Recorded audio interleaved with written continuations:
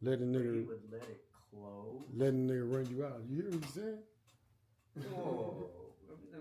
Okay. I'm trying to. I hear what you're saying.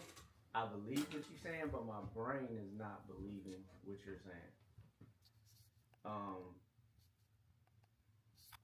So there's a store that there's a store that has margins, um, and that's profitable. Yes. And instead of dealing with, I mean, good riddance, I guess. If I have a store that got $2 margin, no. Man, we had a store in Detroit in 2022, 2023, something like that. That store made $285,000 a year profit, and we shut it down. What? Yeah, we shut it down. Okay. Okay. All right. So that's Detroit. Then you can't. You can't just move on, right? Like that's like. Yeah, man, I was in the club and they slapped my booty, and then next thing, like you can't just move on, like you gotta, hold on, you gotta. There's certain points in the story you have to, you have to be like, hey, so what? So there's a profit margin, right? So that's everything, like salaries paid, everything. Yeah. The profit margin is just what's going back into the store the next year. No, it's profit shares. Okay. It'll still be split. Okay, so per share, 5 people, 6, whatever it is. 3 at the most. Okay. Maybe 4. 4 and one or 2 franchises may have 4. Okay. So you close. So the shares for. I'm just trying to think to myself. That's $75,000. Don't think too much on that. The Detroit shut down when it wasn't supposed to shut down. We shut down Atlanta at the same time. It wasn't like we shut both of them down at the same time. The same time that nigga shut down one of his other companies, which is Happy Me Tea. He had a t-shirt company. Yeah. So this is like right after COVID and shit. I remember that. So he shut all that shit down, right? Didn't run it by nobody. We had conversations about it. I'm like, nigga, I should close my store, man. You know what I'm saying? Oh, okay. Whoa. Okay, now it's starting to make sense. Go ahead. Yeah, we'll close my store, man. We just got a $600,000 loan that you got. Fuck, we closed the stores for. You just went and got a $600,000 loan. Why are we closing down stores? We just remodeled a bunch of stores. Even one of them that you're trying to close down. You just remodeled Detroit. Why are you closing down stores? So this shit started happening. And so after that, that's when he started like telling everybody, oh, Mark is spending all the money and shit. Mark, all lies. So instead of me fighting him with the company and with the team, I just sat back and watched the nigga fabricate these stories and shit. Like, nigga, your nickname is the Chief Spending Officer. That's what they call you here. You're the CSO, the Chief Spending Officer. So you telling the rest of the team, like, Mark is spending the money, blah, blah, blah. Ain't nobody listening to that shit. But they was. The owners, the other owners, they be in the backseat driving with the headphones, riding with the headphones on. They was believing that shit. You get what I'm saying? So they believing that this nigga, he telling them, like, yeah, Mark's spending all the money. So they believe in him and like, man, we don't know who's spending the money. Fuck you mean you don't know? We looking at it. The credit card receipts, payments, the spend, expenditures, the increase on marketing, advertising, promotion, radio ads, whatever, bro. Like marketing, SEO, meta, social media. You know what I'm saying? Like, I'm the data guy. I spend my money on AI, CRMs, and automations. That's where the money's at. Automatically. Yeah. So for him, which we need to, he spends time talking to the radio people, 97.9, radio ads. He may do an event, which everybody do events, right? He may sponsor the event though. I don't sponsor events. He may sponsor the event. So we'll have our logo on the step and repeat. He may get on stage and say something. We got this short code, which is a text to join, the 888-111. I've been using that since 2019. Niggas still ain't using it, bro. On the radio right now, if you put that on the radio ad, your life will change, whoever you are. If you you spend some money for your spot on the radio to be heard in advertising a commercial, and it say, go to JamaalUzziel.com and holla at me, man. You know what I'm saying? Check out my services, my products. You know, and then that's on the radio. Some people go hear that. Some people may go to your website just from hearing you say, go check out my website. Yeah. But if you say, hey, go check out my website, JamaalUzziel.com, you know, and we're giving away a free such and such. Yeah. Text the word Jamaal to 888-111 for your chance to win. That's the life-changing call to action that you're paying for when it comes to radio ads. Yeah. So he does these things in business, but he doesn't do everything that we need him to do in business as a CEO. So that's what God said. It's like he's doing what he thinks will work instead of what we know will work. Well, he's not a CEO, right? Like it's so you can be in a position, right? Like, you know, I can put a title on anything. Nothing's stopping me from going down to any sign store and saying, you know, general surgeon, right? Like, hey, I'm a pilot. I'm also an astronaut. Once I was a unicorn, right? Like, it's just like, yeah. I'm also an astronaut. Yeah, you know what I'm saying? In my spare time between flipping burgers, I fly to space. You know? But man, it's just that sounds like insecurity, dude. Like, everything that you said that's happening it involves his face. You didn't say one thing like, you know, radio, this, that. It involved him getting that instantaneous feedback, that validation. And why would you? I don't think people realize what comes along with that lifestyle, right? When everybody knows you, because not everybody knows you's gonna like you, right? And if you're constantly seeking validation, constantly saying, "Oh, I'm the CEO of this and that, and I'm this, I'm that," but your numbers don't back up what you're doing, right? Like a CEO is supposed, like, okay, sell me your company. Your job as a CEO is to sell the company. That's your job. That's what you do. You're selling the company. You're not selling the company to the average consumer. You're selling the company to strategically, right? Like, how do I not do a radio ad, right? Like, if I'm a CEO doing a radio ad, my company's pretty new, right? Because I have to do it. There should be a marketing director handling it. If I'm the CEO, I need to be thinking about where am I going to put the next 3 stores. I need to do my analysis on what markets we're missing out on, not being there talking about, yeah, let's do a radio ad, because that's so low level, right? Like, and that just speaks to a very big incompetence. And I see people that are very incompetent or can't handle it will do a lot of grand gestures, right? It's like the broke nigga that drives a Mercedes around the hood. Okay, it look good. All your clothes match. Congratulations. Man, my boy is renting his home. Anytime I come across somebody that's renting their house. You talking about?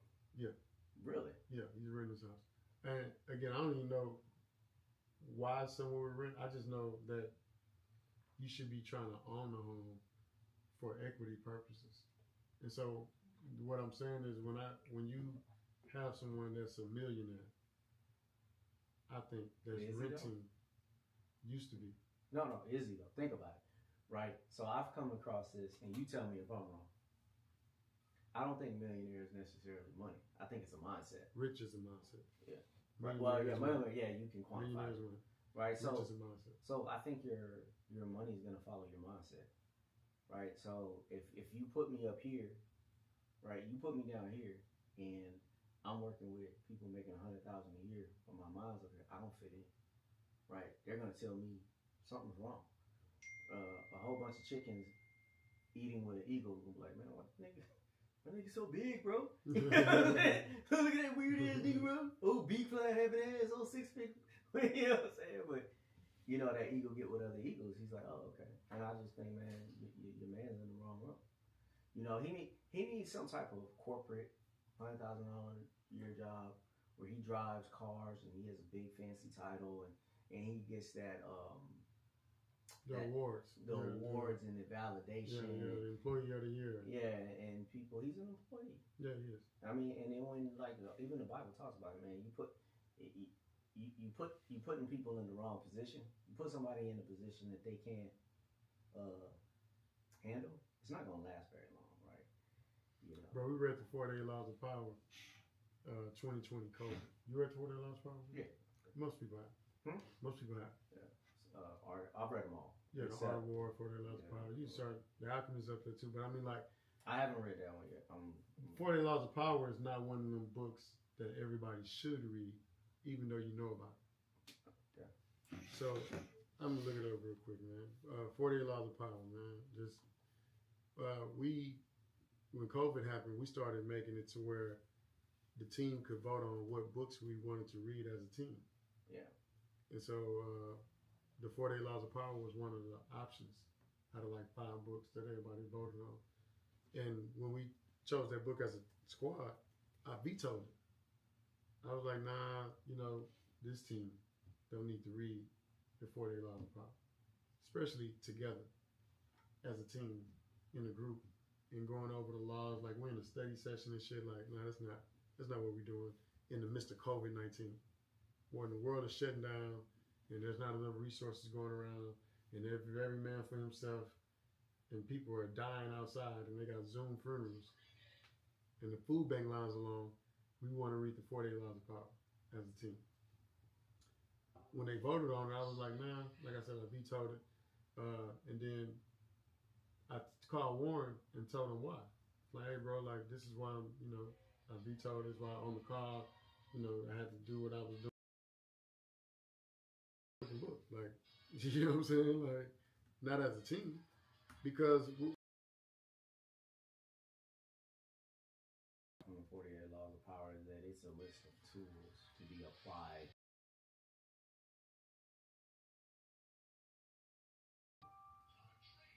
Read,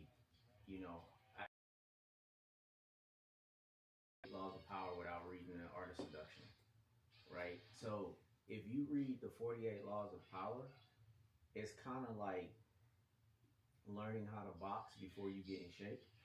I feel like personally, because you're not in the right position to execute those rules. Now you have the head knowledge on how to, but how do you, right, in business, what's the first thing you got to get the person to do?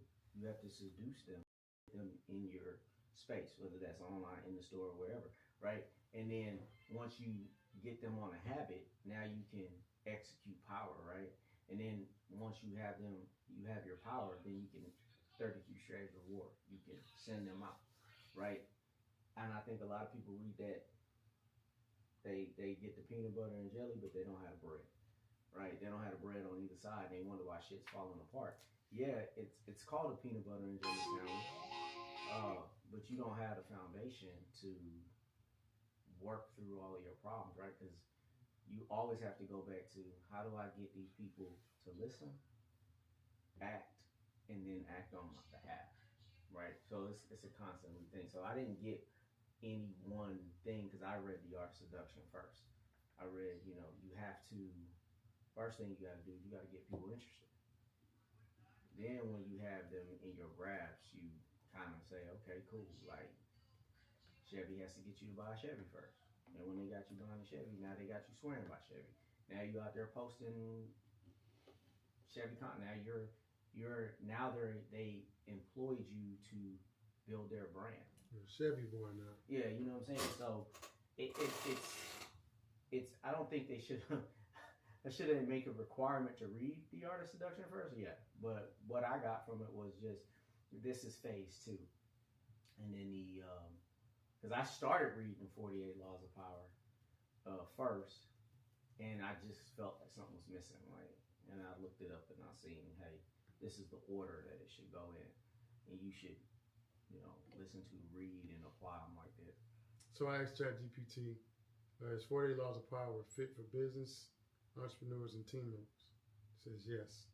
48 Laws of Power by Robert Greene can absolutely be fit for businesses and entrepreneurs and team members, but it depends on how you apply in the context of your organization's culture. Strategic value for entrepreneurs, maybe for team members, navigate the workplace, earn respect, maintain influence. They say Law 1, 6, 15, and 35 helps you manage upward relationships with investors. Never outshine the master. You don't want to shit on the investors and shit. Teaches Law 6 teaches you the importance of visibility and branding, attention at all costs. That's law number 6. Law 15, crush your enemy totally in business. This can mean out competing rival products or capturing market share decisively. And then Law 35, master the art of timing, critical for launching products or investments. Now, I forgot. 48 laws apparently. It's 48. 1, 2, 3, 4. There's 4 that they said that may be good examples for business so far.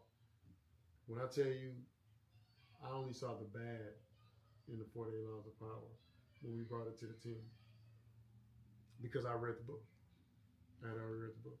I was the only person that had read the book that was on the call. And I'm telling them, like, this ain't it. This isn't the book that we need to be reading in the midst of COVID, where the world is fighting over resources and influence and money and power and all this. No, this ain't it.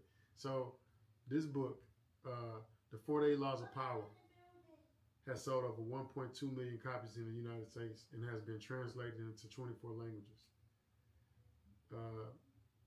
It's a mega cult classic. The 48 Laws of Power is the book for Hollywood elite and prison inmates. It's the book that's been read by the most inmates around the world, especially in the U.S. This book has been reported to be much requested in American prison libraries. Again, these are things that I'm already knowing, right? The book has been banned by several U.S. prisons. I knew these things already, because in the hood, this is one of the books that everybody be like, oh, you got to read that 48 Laws of Power. Even before they start reading books that's going to really change their life, they read that. And so they have a structure. They got this. Foundation. And I told him that. That when we voted on that book, bro, I was like, I don't think we should read this book because of this reason. We need a team-oriented book, not an individual book. We're not trying to stab each other in the back or not stab or not outshine. We want you to shine here. You know what I'm saying? Like, outshine everybody. Be the best you. But instead, we read that book, bro, and our company has been crushed ever since. Yeah. Well, because it's kind of like anything in any setting. You cannot... Everybody start fighting each other. Yeah, because then power became a resource, right? So instead of us moving forward collectively, or you guys moving forward collectively, it became a sticking point, right? You're a hunter. You hunt deer really well. I protect the village from lions and tigers and bears, right? We both got our little weapons, whatever, to do our job. Then we read the 48 Laws of Power, and I realize, I got the same weapon as him, and now we're competing internally while shit's just falling apart around us all the time. And I think if you think about it, which I didn't know was the most requested by inmates, I didn't hear about it getting banned, but in some prisons, but it just makes sense, man. There's people that like to skip steps. You know what I'm saying? It's the most. It's the peanut butter and jelly, right? That's all I need is peanut butter and jelly, but you still can't make a sandwich because you have nothing to hold it together, right? You don't. You're stuck in. So what happens when you win? Now you gotta be there. No. Now you won. Now what? Right? So 48 Laws of Power. I've won. I got the team. I got what I want. Now what? All I know is how to take over. I don't know how to run a company. I don't know how to employ a company. I don't know how to do it. Everything at every conversation after that becomes a power struggle. All the time, the whole time. That's pointless, right? Like, if you know that, hey, it's kind of like they only want the hard skills of the soft skills, if that makes sense. You gotta be well-rounded, right? Like, I always compare business to MMA is where you have to have skill sets outside of just one. You can probably even become a champion, but you won't be there long if you're just one trick pony.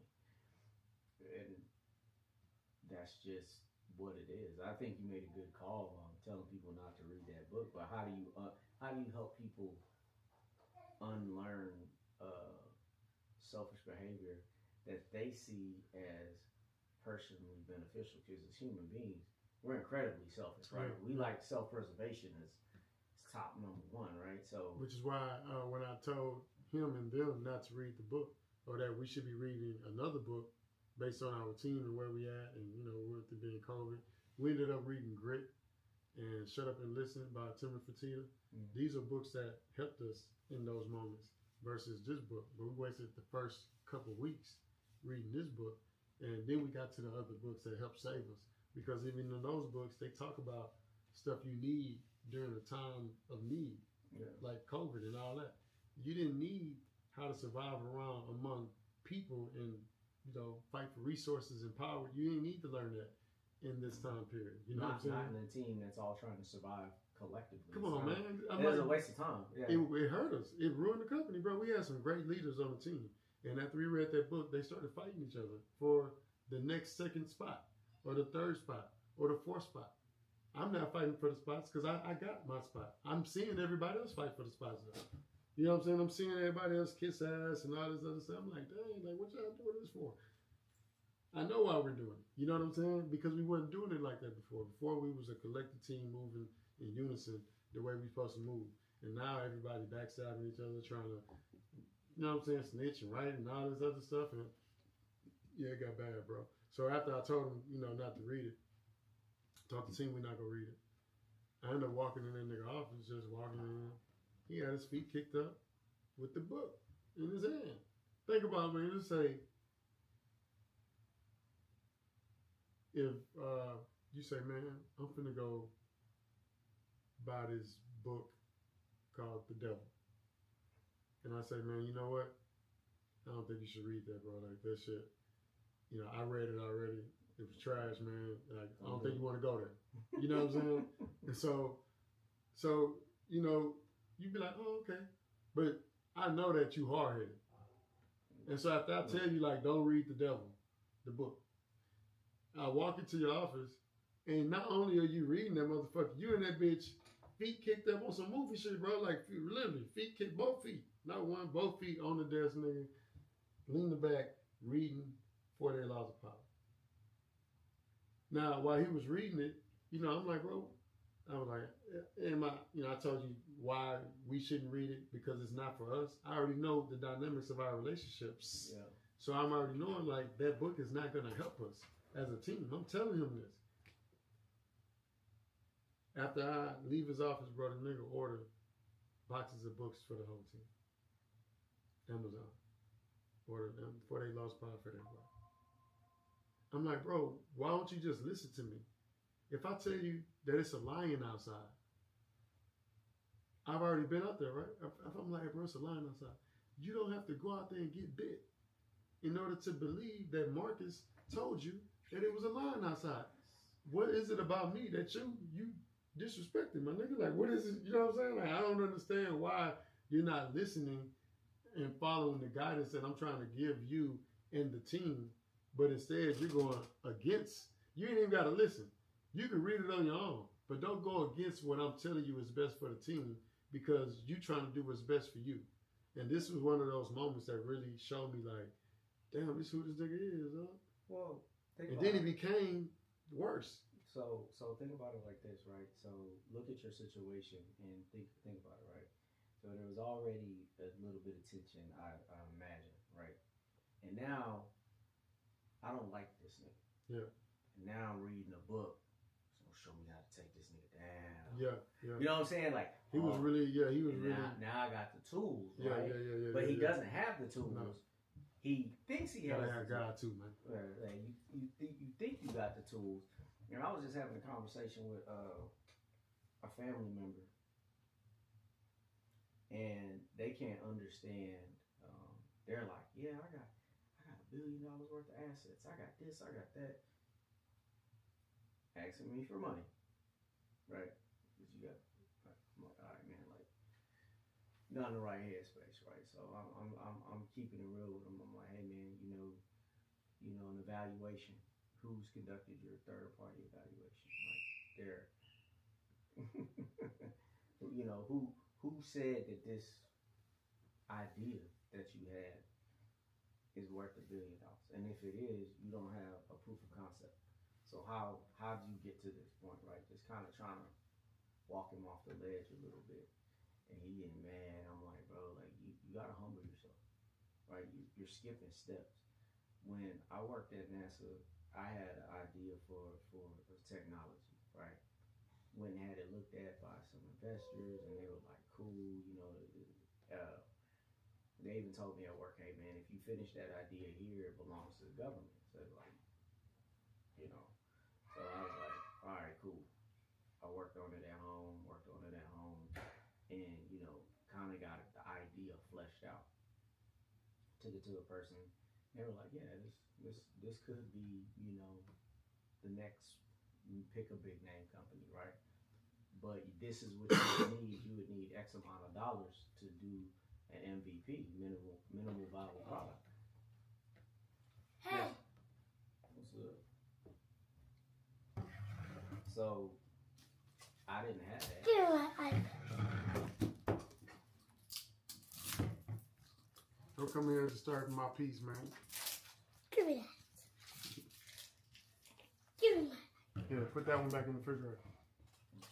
I didn't have, you know, the funds or whatever necessary, and you know, he was an investor, and he was like, man, you know, if you would have brought this to me 6 months ago, I would have definitely. But he just lost money on the technology, and you know, it just wouldn't have made sense. So I was like, cool, you know, I know I got something good, and you know, I put it in my little folder, and happy I made something, whatever, and I walked away.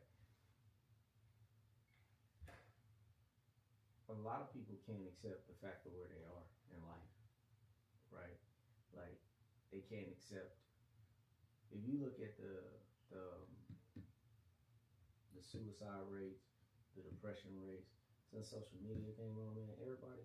I'm like, where do people expect to be? Like, nigga, I don't expect to be nowhere. I expect to just work and be great. I don't expect to have a certain status or drive a certain car, think clothes. About the simplicity of that, right? Think about how simple that is, right? Like, hey, man, I just want to, you know, work every day and be blessed. Nothing more. Be great. Yeah, be great, right? Blessed is cool, but great is another. You know what I'm talking about? So I just want to be great, right? But where does that lie, right? Where does greatness lie, right? Does it lie in your everyday efforts? Does it lie in if I reach this status, right? So the more ain't no stopping point. Okay, boom. So there's no place where you're gonna arrive. No. So there's no place to where you're stressed out that you're not at. Exactly. Right. So okay, now let's turn this on its head, man. You know what? What are your markers for your keys to success? When I have insert car here, when I have this. I've never done that. Okay. Exactly. So all of your creative energy goes into what? Being great at what you're doing that day. Yeah. Period. It's just that's it. The simplicity of it is what allows you to be creative and move forward and do what you got to do because you're focused on one solid thing. Just being great. That's it. I've been that way since a kid, bro. When I was in elementary, they used to ask us like, "What do you want to be when you grow up?" And I remember I used to, I said scientist one time, firefighter, because you know. Then when once I said scientist, I saw that my mom was like, "Oh, my baby want to be a scientist," you know, because ain't nobody in the hood get off want to be no scientist and shit. But then after so long, I just started saying great for real. Like they would ask like, "What you want to be?" Just great. Everybody else would have a theme. You know. And I never had a thing, and I think that's what helped me make it to where I'm at right now, bro. Even though I was just in the Navy, I didn't want to just be in the Navy. I wanted to be great when I was there. When I was playing basketball, I ran track, I ran hurdles, nigga. I ain't never fallen on hurdles. A lot of people can't run hurdles.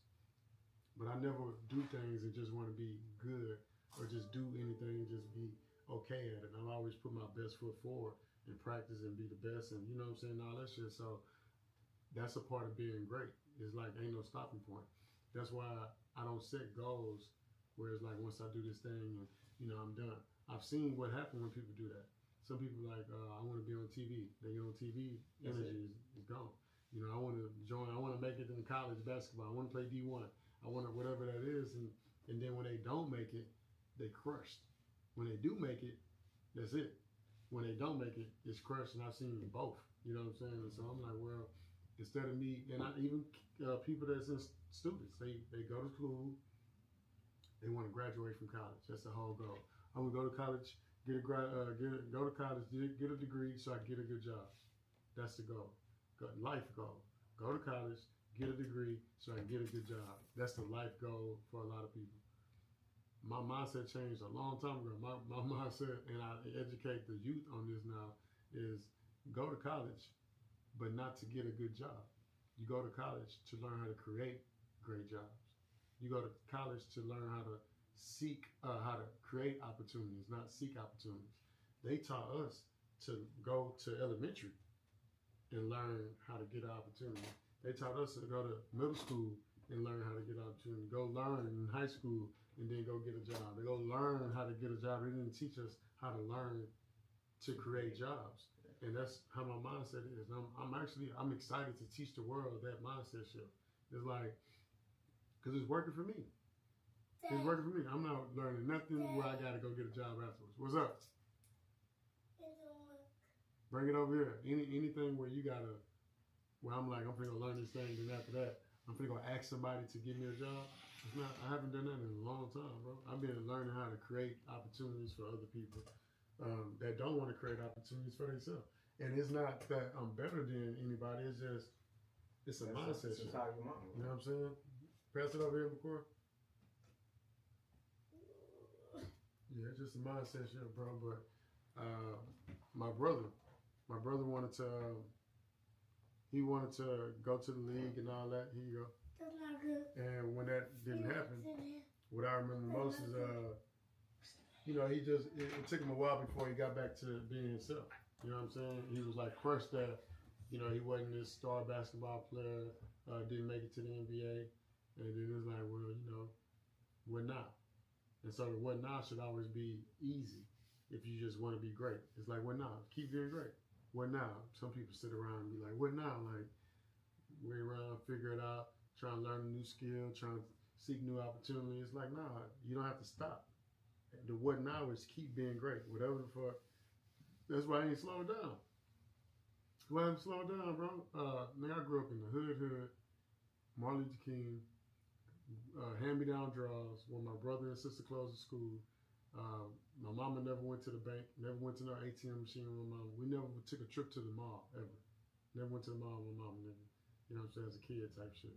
So that's how I grew up. That's why I went to the nigga. I was beating niggas up. So many, bro, I would beat niggas up all around the show. Bro. I don't know what my energy was when we crossed paths in boot camp in high school, but nigga, I was already crazy. I was already crazy. I know I was already crazy because all the things that I look back on, bro, God has covered me, blessed me all this time, and He still blessed me. That's how I know, you know, I ain't worried about nobody taking my life or nothing like that. It's just, I didn't put hands on people all over the world, and I never had to go to court for it. And now I've been restraining myself all these years, and I still find myself in court for it. And it's devastating me, dog. You know what I'm saying? Because all those other times when I was fighting, whatever was going on stopped. You know what I'm saying? Now I'm supposed to be this businessman and entrepreneur, and no, you can't do it because you got all this stuff to lose. And meanwhile, me not doing it because I got all this stuff to lose, I'm losing. So you feel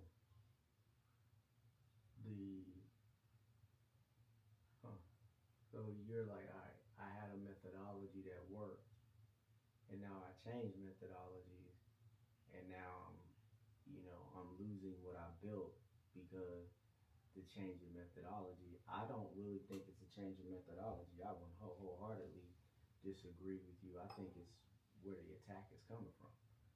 Yeah, I can't fight back. Well, it's hard to fight back. Yeah, so I don't believe that everybody that you had a fight with, we had a fight with, they weren't connected, right? It's a totally different fight between we go out and we go fight them. it's always been them. It's never been us. You know what I'm saying? Like my homeboy that called, we got in a fight one time. We were both drunk. We still remember it to this day. It's so stupid because we was driving and arguing. He's like, pull over, nigga. I pulled over. And we we get out the car and we start fighting. Right? Now we fighting and another dude pulls over, older black dude. What y'all two little niggas do? Get in the car. So we stop fighting, get in the car and drive home. We live together, bro. Like, and it's different when it's close. I can't tell you the last person I got in a fist fight with. I don't remember their name. I can tell you about that. Right? Even though there was alcohol involved, nobody got hurt. We living in the same house, right? You know what I'm saying? But it's different, right? I don't think that the proximity of this is different, right? So it's not just the disrespect. Because if this was somebody else, I've been on that. This is long time ago, man. This would have been who? I'd have told you another story. Yeah, but it's the proximity, right? It's the proximity. Because I don't think if you fought that guy, you better not let him win. But I don't get no points for fighting him, man. I'm just saying. Say you fight him. Say it does stop. The pain won't stop. The betrayal, the actions, believe it or not. So when I went through my thing, no, I'm gonna feel so much better after I put hands on. Yeah, you will. But the betrayal is, you know what I'm saying? Yeah, the betrayal happened, right? Like that's still gonna be there. Like there are people in life that I feel like, you know, they just need to get that good old fashioned, you know, go outside and fight somebody. But that's not gonna happen in that case, right? There's not a world where he's like, you know what? Let's settle up. Let's go. Well, he's taking boxing lessons now. Go look on his page, bro. I want you to look on his page. I want you to. I want you to, bro, because I can't. I want you to pull it up and just look at his page, man. You know, I heard that he be posting like little quotes and, you know, little this, you know, watch your circle and all that other type of shit. You know what I'm saying? So I'm just curious to see what the latest and greatest is.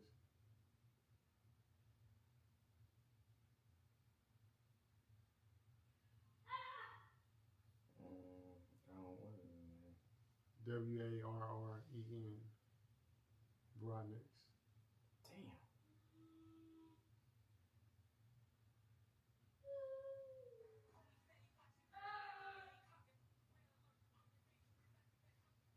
So on his page, you'll see it's a post. It's a post, bro, where he's on there flexing his muscles like this. He might be, you know, scroll down a little bit. I ain't been on his page in a while.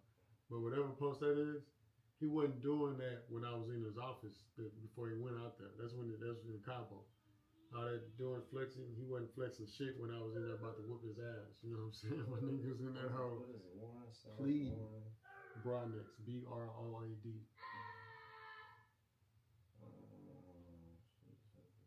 Yeah, he was in plead, man.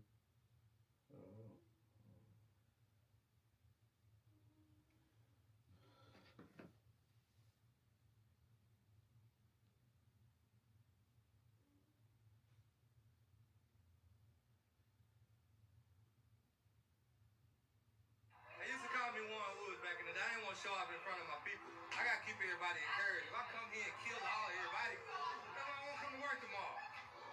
You gotta know these things. But back in the day, they used to call me Marcus Woods, man. You know what I'm saying? Like, I started selling bundles, but this was my first love. You feel me? And as you watch this, you don't know that I was in love for a long time. You know what I'm saying? Hey, you guys. This is Tiffany tomorrow, and we are having a wonderful time here at the She's Happy Hair Boy Appreciation Meeting. Of course, we love it with the company. Yes, it's super fun. Everybody's engaging. Everybody's getting along. A great team that we got, great foundation that we built. And this is where we're going to grow and have to start adding people that were capable and that was happy to do what we were doing in the store.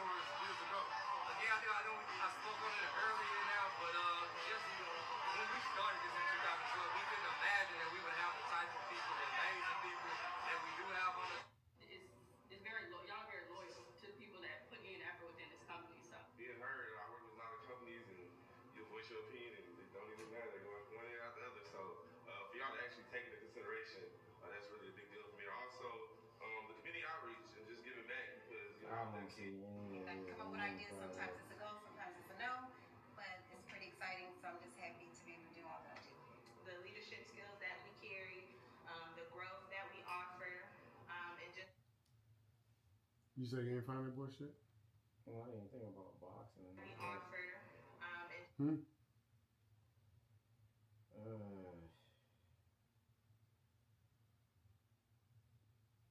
This is the supper before the turn up, man. Again, we at Bungalow, the hottest spot in the H. You know you can't get in this spot Thursday through Saturday unless you know somebody who knows somebody. And then we're going to camp. You know what I'm saying? So the littest spot to eat and the littest spot to turn up and eat. Shout out to A-Life again. These boys have been growing and grinding for almost 15 years plus, man. So salute to them as well, bro.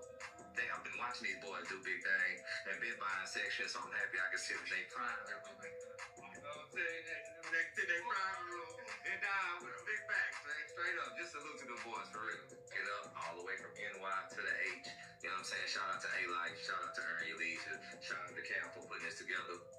You know, some real folks doing some real things. What's up? It's Earn Your Leisure. We in H-Town and just fellowshipping with the good people, man. You know, anytime we get an opportunity to talk to the entrepreneurs, to talk to the movers and shakers in the town, it's always an honor and a pleasure. And tonight we're going to turn up. So this is the supper before the turn up. One quick question. Warren, what's it? How important is it to you to network with somebody like Earn Your Leisure, and how did you find out about that? Man, first of all, how important is it to connect with anybody doing it? I think as black business owners, entrepreneurs, we gotta come together. We all we got. Somebody on this level, I mean, you ain't even gotta speak on it, right? Everybody trying to probably get in these cats' phone in their face, right? So, and how did I hear about Earn Your Leisure, bro? You know, we all giving the game up. So, probably across my cell phone from people in my circle that is like, bro, people is out. So, you know, they're having a conversation with everybody from Robert Smith to Dame Dash to everybody in between, bro. So, I mean, anybody out there getting the game, you gotta know these cats, man. You ain't gonna miss. You gotta know these cats. It's a blessing, man, you know, to actually have a positive effect. And like you said, not just gossip or not just, you know, buffoonery, but actually be able to impact people's lives. You know, it's amazing. And anywhere we go, there's love.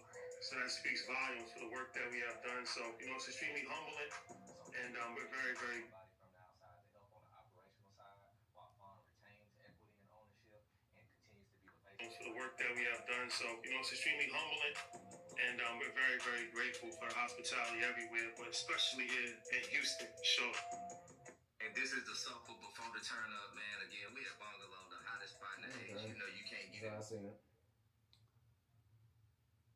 I'm just looking at shit I ain't seen. I'm on that boy page because I'm on Facebook. I'm blocked on IG. But the life that he's posting about, you know, again, bro, live your life, man. Do you? We on different journeys, right? And the thing is, you just don't do you with my money. Yeah. That's all I'm saying. Don't do you with my money, man. You know what I'm saying? So, but again, he thought we was chasing the same dreams when we not. I'm an educator, nigga. You trying to be famous and shit. Like, I'm trying to be remembered. That doesn't mean because you're chasing different Trying to be dreams. famous and remembered is not the same thing. You know what I'm saying? Like, I'm trying to be legendary. Streets, parks, you know, write books, all this other shit. What he's doing is forcing the brand to go a certain direction that we don't need to go into. Like, nobody wants to be Stevie J of Houston. You know, we're not trying to be reality TV stars. But he doesn't even need the, well, yeah, he does. He doesn't have these. He doesn't have the experience to back up the money. He's a firefighter that got rich. My journey, nigga, you can see. Bro. You know what I'm saying? You can look back and be like, oh, he's supposed to be here. You don't see that with him. So, I mean, why not just, hey, bro, teach me this game because I want to go do this over here. Like, it would have been way better, even if he wants to be famous. As many people as I know in the entertainment industry growing up in Vegas, it would have been way better to get you as an ally. Because if he was an ally to you, then I'd have been like, oh, you see what happened when I made a phone call to him. Like, right? It's like, oh, okay. But it's like that with me. I don't mind opening doors for him, but he doesn't open doors for me. Yeah, I mean, I get that, but I'm saying if he was if he was. So the thing about it is, the thing that you hate to do sometimes is the thing that's stopping you from getting to where you want to go, right? Like, so for example. Oh yeah, for sure. We would be better off if our relationship was in a better spot. He would be better. Yeah, for That's sure. what I'm saying. For sure. Because I don't want what he's chasing. So the doors that he walking into, you know what I'm saying. I'm not looking for opportunity. No, and I'm getting what you're saying, but no, what I'm saying is, out of this, like talking about us three right now, based off the actions that happen with you and my relationship with you, because I tell my kids this, money don't mean shit without relationships, right? It don't. Like, you could be multi-billionaire, you whatever, have everything you want, but you're only, you know what I'm saying, relationships go further than money. Yeah. Right? Like, you can't, you're not gonna, most mothers ain't gonna sell their kids. You know what I'm saying? Not all, but most mothers ain't gonna sell their kids. I don't care how much you offer them, right? So relationship goes deeper than money. So what I'm saying is, I don't want to be famous. I grew up in Vegas. I know a lot of people in the entertainment industry. I know I grew up behind that veil, knowing people who went on to be successful, whatever, been in the studio with this person, that person. Okay, cool. But I have a relationship with certain people. I was like, hey man, check this person out. And they have a relationship, you know what I'm saying? But even if you want to be famous, it's still a relationship business. Right? You either have a relationship or you P. Diddy and the dude smash. Well, no, he been paying for relationships. Yeah, but that's the thing. But he wouldn't have had to pay for them. Yeah, I know. And that's the difference. I'm like, you don't have to pay. He does, though. It goes back to the accolades, bro. Like, in 2019, when my son was born, I got a lot of recognition right before COVID. The University of Houston downtown. That's why you see all this prime UHD stuff. They just showed up like, we got you. Yeah, you went to UHD, you're alone. We want to highlight you. You're doing some amazing things. You're trailblazing, the industry that you're in, and you're a leader out here in Houston, Black excellence. Talking black, talking Negro. Let's put them on the billboard. Put them on the magazine. Let's do it big. The magazine cover was this color.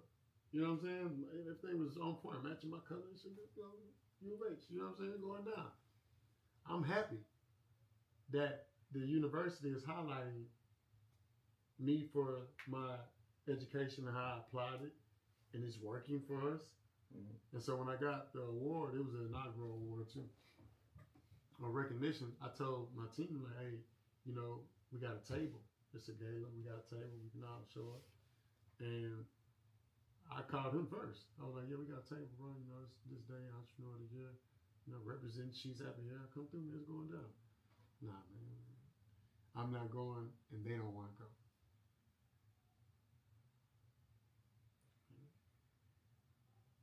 I heard you say you don't want to go, but you also said, and they don't want to go? How you know they don't want to go? You the person I told about the Entrepreneur of the Year Award Gala. First one ever that, you know what I'm saying, that they invited us to and giving us a free table because of the great work that we're doing around the U.S. I'm not saying me. I'm saying we, right? He like, nah, they not going to go either, man. They don't like that stuff. They don't like all the, galas and tables and stuff. Yeah. So, gala cool. so after I got from him, I called, the other cats. One of them was like, yeah, I'm interested. The other one was like, I might go. You know what I'm saying? So, yeah, we had a thing. They go down. He don't show up. We got billboards. I got 2 billboards around the city. Mm-hmm. They say, She's Happy Here on there. Marcus Bowers, She's Happy Here, class of 2011, University of Houston, big ass. You know what I'm saying? That shit. I'm happy. That's free advertising. I didn't pay for that. Yeah. I didn't pay for that. I'm like, nigga, get Meanwhile, years prior to that, he paying for everything to be seen, whether it's a speaking opportunity, somebody's stage, some political campaign. He's just 5,000 here, 2,000 there, just hoping to be. He's a battery person. Just hoping to be, and I'm like, bro, you got to stop spending our money like that, bro. Like, instead of you sponsoring events, how about you partner with events? Instead of you paying to speak How about you speak for leads and generation, you know, and customers? Like, don't just be paying to speak to be seen on this big ass platform. You need to speak, and then at the end of your speech, say, oh yeah, by the way, if you want some bundles, text happy to 888-111. God bless you, good night. You know how many times I asked that nigga to do that, bro? After spending all the money, I'm like, bro, just say the short code.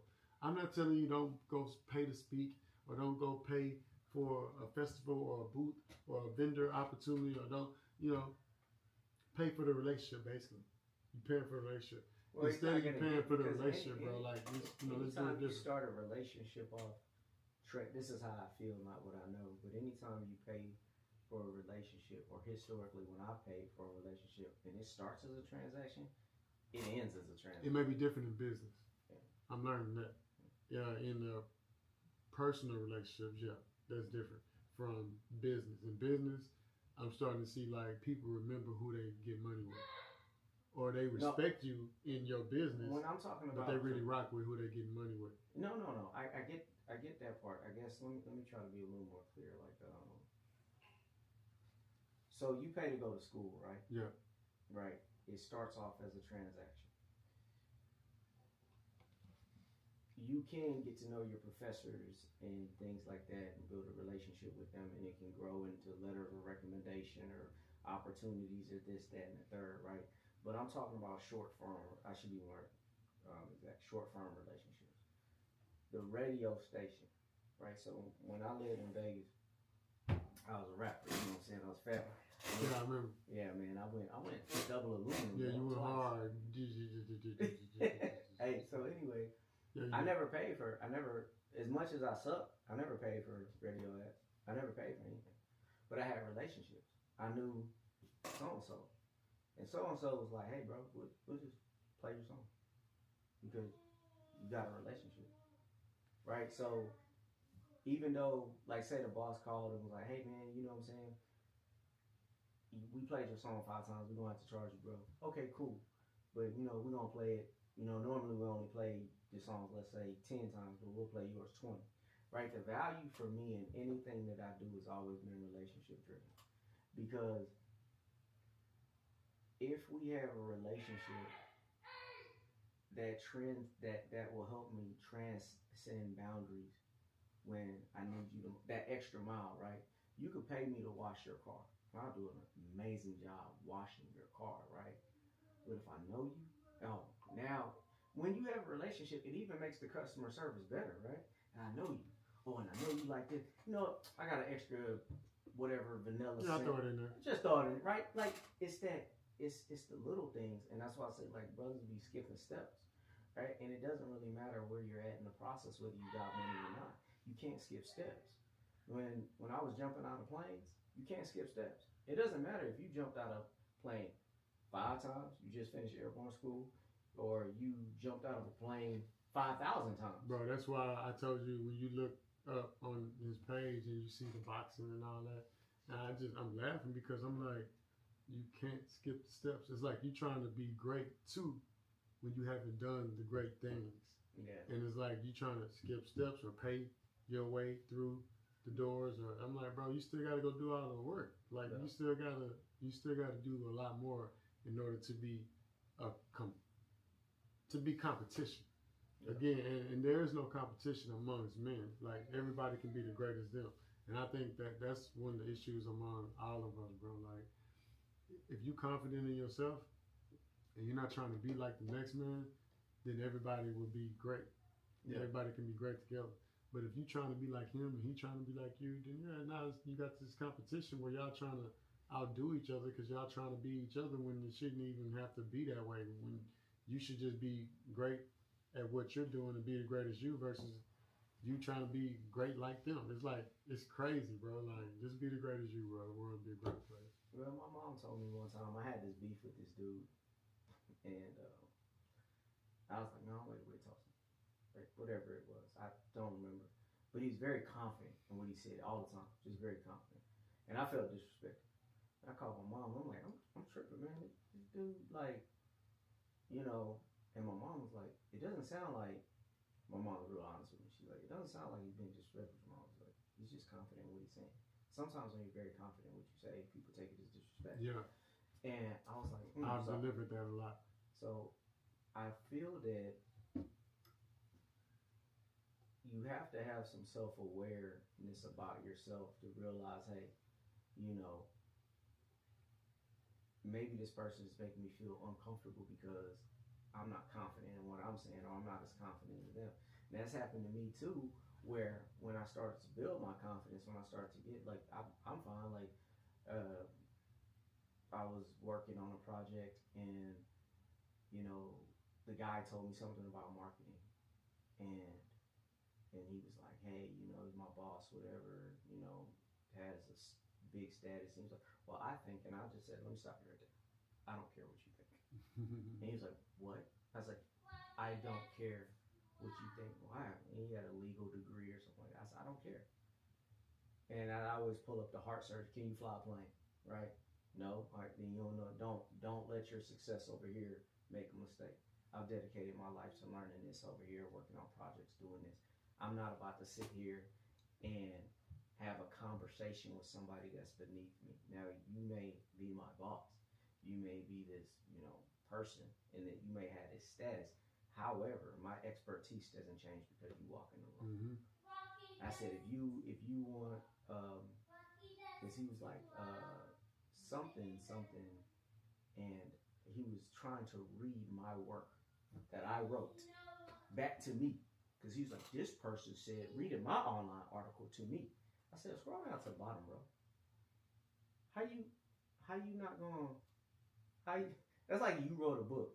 Man, see, bro, you don't know what you're talking about. Because this book that Marcus Bowers wrote says this. And what you try to say about that?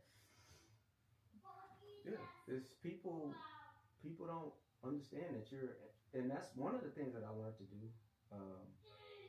I think it's helped me stay humble, is I learn one new thing a year that I don't know, right? Like, so next year is golf. I got the clubs, I got the bag. I look like I know how to play. I'm going fishing, man. I decided, we said that the other day, is it golf or fishing? I went with fishing, man. You went with fishing? Yeah, I can't, I don't know, man. I'm like, fuck that golf shit, bro. It's sun, it's hot. Well, I'm already in the game, right? Like, I already, like, got the golf club. It costs a lot of money. You got to pay for country club memberships. There are things that I did not consider. Shit adds up. You know, like, let me get some fish and bait and just get out there. No, but they got this PGA veterans program where you can go learn from a PGA. That's why I did it. It's like, you know, if I need to start using more of these veteran benefits, man. Yeah. So, because it's kind of like you get out there, PGA Pro comes out, you know, and teaches you, you know, the basics, and you know, I'll probably never play again. But I try to learn one new thing, because like last year, the year before that, I was getting my pilot's license, and I was learning how to fly. And the humbling part was, you know, here it is, 40-year-old man, and this little 20-year-old gets in the car, gets in the plane, and he's like, do this, do that, and I'm like, yes sir, yes sir. And everybody's like, why do you want to learn how to fly? You want to be a pilot? I was like, no, I want to remind myself that there's always more to learn. Right, I love flying now, but am I going to be a pilot at Delta? If you see me on the Delta flight flying, you know what I'm saying? That's the ticket to Jesus. Like, I can take off. That's one of the thoughts right there. How you just served the little 20-year-old, right? Mm-hmm. I think it's okay to just serve everybody. You know, respect everybody, no matter age, experience, and all that shit. But it's not okay to belittle yourself. Yeah. You know what I'm saying? Like, if you know you shouldn't be saying yes sir, you probably shouldn't say yes sir, because they want you to. And that's one of my issues. It's like, I just know who I am and what I've done. So I did like, little bro. You know what I'm saying? Like, you can't little bro me, bro. Like, get the fuck out of here with that shit. Like, yeah, not only that, we all grown. Yeah. But my experience will not allow you to little bro me. Like, I can't act lesser than because you want me to. Yeah, I can't. Because now it's conflict. Yeah, I can't get small. Yeah, I don't want to. I don't ever want to get small because somebody else wants me to. So when I walk into a space, bro, I be feeling it. I walk into a space, nigga. It could be. I say this all the time, bro. It could be anybody, celebrity, artist, entertainer, whatever, right? If it's a group of them, and somebody is a totem pole in the room, when I walk in, the totem pole is like dismantled. You know what I'm saying? Because it's like Jay-Z is in here, LeBron is in here, whoever, whatever names you can say, nigga, I walk in this bitch, nigga. Hey, nigga, fuck you mean, nigga? Yeah, we in this bitch, nigga. We them. Now the people may not know in the room, but my energy is not gonna be like, oh, I'm in the room with these heavy hitters and all that, because I'm not even looking at just the dollars or the accolades or what you're doing right now. I actually look at your total experience, your total life experience. We know celebrities, we know each other. So it's like, bro, when you know, it's like, nah, ain't nobody from riding hard, little bro and me. When I'm knowing, like, I've been beating niggas up, that matters. when you knock people all over the US, bro, that matters. you got it. Yes, you get a you walk in space a little different. When you're a millionaire in business, when you got a bunch of degrees, when you're part of the 1 or 2%, when you're a Navy Special Forces veteran, bro, I got a lot of shit where I'm like, okay, if you're a rapper, you're a rapper. Okay, you on stage, rocking out shows and shit, but what were you doing before? Okay, you're an artist, you're a ball player, you scoring touchdowns, you slam dunking, whatever it is. You got movies, you're famous because of whatever those things are. I don't seek those things. Yeah. So it's like, you're not better than. You're just the greatest you. Yeah. I'm not seeking what you're doing. So you're not better than. It's like, we're all great. And I think a lot of people like, oh, I'm better than you at this, so you my little man now, you little bro. And it's like, nah, nigga, you just good at that. You just another man. You can be my brother, but ain't no little brothers around here, is what I'm saying. You know what I'm saying? A lot of people, they okay with being a little bro. You see grown men be like, what's up, big bro? People big bro me all the time. I hate it because I be like, bro, it don't feel good. You know what I'm saying? Because I don't put people on totem poles. That only feel good when the rich person or the smartest person in the room or the tallest or the swollest, when you're doing that to them, when they like, hey, big bro, because you want something from them, or you don't want that big person to whoop your ass, or you know what I'm saying? I don't do those things because I don't fear or want those things. So yeah, it's a crazy mindset to have, bro. When people be little bro and this nigga little bro, the owners that's left, he's been little bro on them for 20 years. Just as long as I've been knowing you, he been knowing them longer. You know what I'm saying? So, like, none of my partners got or give or feel like a little bro energy for me, or big bro. I don't give either. You know what I'm saying? Ain't nobody bigger than me. Ain't nobody littler than me. He gives these my little bro energies to them their whole lives. Well, they accepted that. Yes, and so when I roll around, come on, bro. When I show up, I don't even fit on the squad. You know what I'm saying? Because I'm not on the totem pole, and because I'm at the top 2 type shit. We all great. Y'all can come up here, but I'm not finna go down there with them, so you can feel better than. Because in reality, you're not. If it really is a competition, you're not. But it's not. But you're also not going to be. But you want me to fall in line with these. So you're dealing with an organizational mentality shift, right? Like that's a lot of changeover. Yeah, change management. Yeah. But what is moving forward? Like, how do we avoid this in the future? Right. In the future, I'll just choose better partners. You know what I'm saying? Like, I did good with what I'm doing. Once I get him out the way, bro, I'm back to expanding. I'm selling hair. I can sell hair anywhere, any city, any state, and make this money. Okay. We're closing down stores because of him. Okay. You know what I'm saying? So we'll get back to positive. I haven't flown on a plane really since COVID, bro. Since 2020. Really? Yeah, I can fly anywhere in the world, bro. I haven't been nowhere. I seen you in the airport. Probably once. No, going to Dallas or something. No, we were in Houston. Where was that? I don't know. You came off the plane and I was like, man, I ain't got no more money. Yeah. Well, I remember seeing you one time in the airport, but I'm saying, like, I ain't really flown nowhere. Like, you ain't. Like, I can fly anywhere in the world, bro. Like, I don't go nowhere. I want to get past this shit with all the lawyers and the courts. Then I'm gonna get back to expanding and flying and having fun and shit. I'm not having fun right now. That's why I'm getting to you now, man. Just trying to get this shit out. Because I really want to just, use my military experience and do what I'm trained to do. Versus sit back and taking wait. ass. I'm not trained to sit back and wait. You know what I'm saying? Sit back and hurry up and wait. What? You know what I'm saying? Like, what are we, the courts? We waiting on the courts? I mean, there's probably a strategy to expedite it. Call my guy, man. He gonna text me his number. Yeah. Yeah. He gonna take care of you. He ain't gonna wait. He probably gonna hit him with the Dolly Whopper. Yeah, I need somebody white that's gonna get me right. You know what I'm talking about? This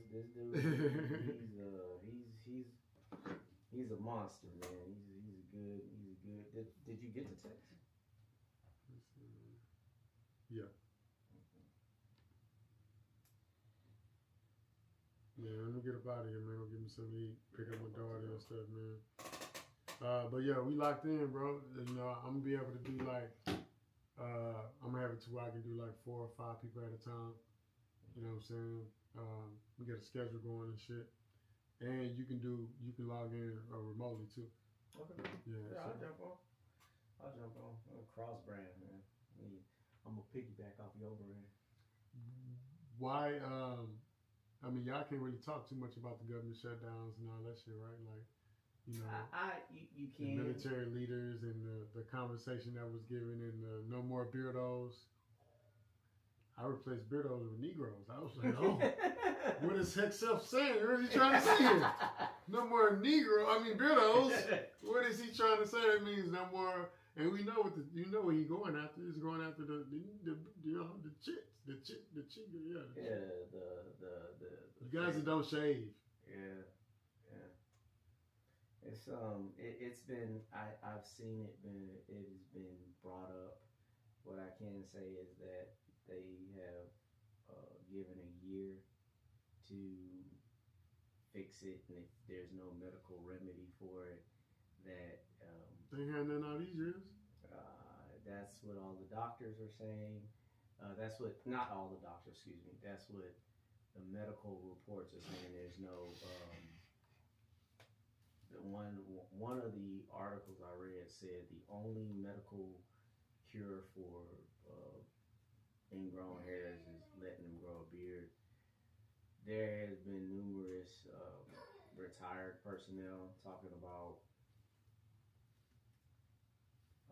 they don't see where it stops the war fighting function. It doesn't,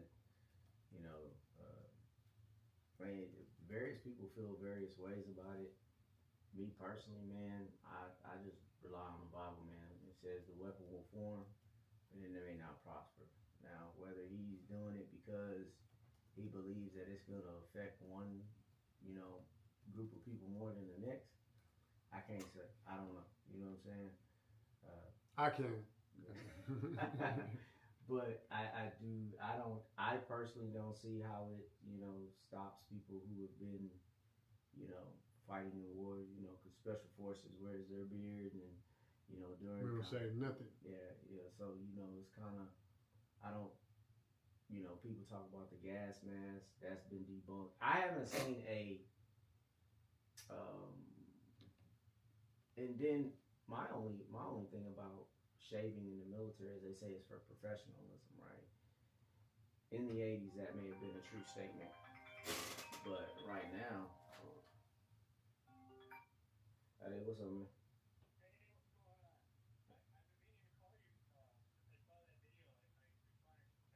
Yeah.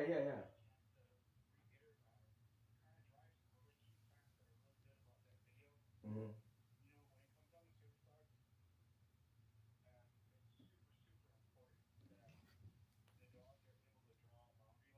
Mm-hmm.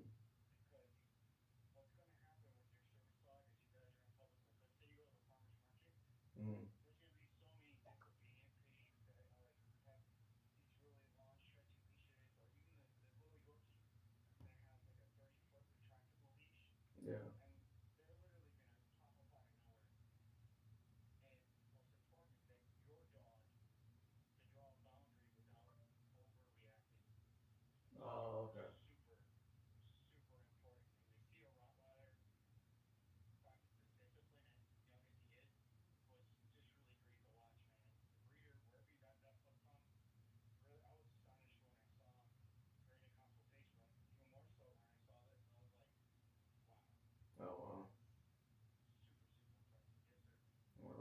thank you. Yeah.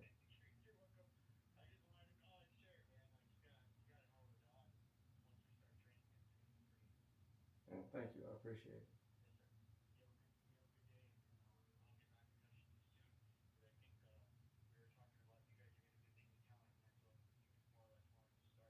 Yeah. Yeah.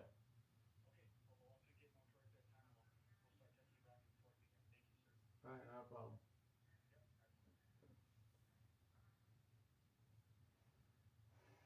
Yeah, man, but